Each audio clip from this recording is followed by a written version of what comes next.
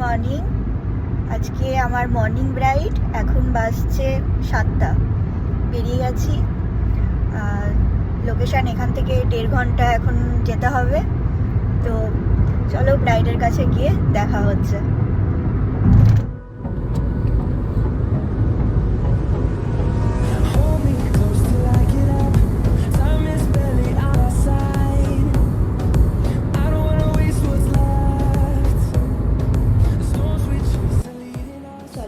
আমার ব্রাইড হচ্ছে Mona Lisa. Mona Lisa, বলো কেমন চাইছো?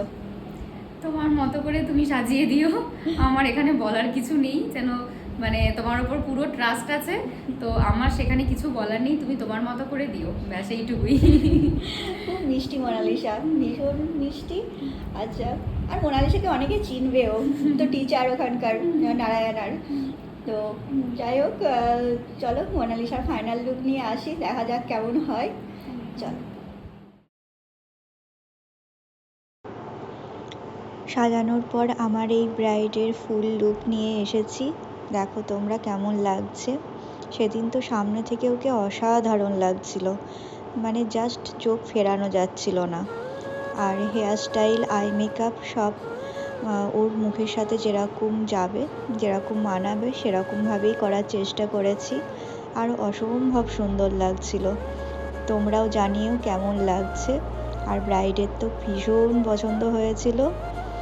তো তোমরাও জানিও কমেন্টে যে কেমন লাগছে আমার এই মিষ্টি মিষ্টি ব্রাইডকে।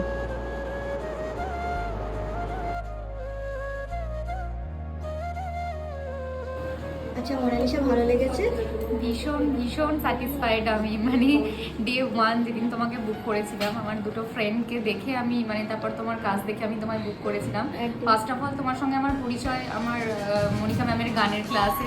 তুমি আমি তখন জানতাম না যে তুমি এত ভালো মেকআপ করো, বা মানে আমি জানতাম না যে তুমি মেকআপ আর্টিস্ট, মানে অ্যাজ আ মেকআপ আর্টিস্ট আমি তোমাকে চিনতাম না সেই মুহূর্তে। তো তারপর যখন আমি আমার ফ্রেন্ড, খুব ক্লোজ ফ্রেন্ড নয়নতিকা এবং মনীষাকে দেখি, আমার খুব ভালো লেগেছিল তোমার কাজ। তারপর থেকে আমি জানতাম, নিশ্চিন্তে ছিলাম যে দিদি আছে যখন আর কোনো চিন্তা নেই। Thank you so much for making the day special. Thanks a lot. Thank you. খুব মিষ্টি লাগছে, ভীষণ।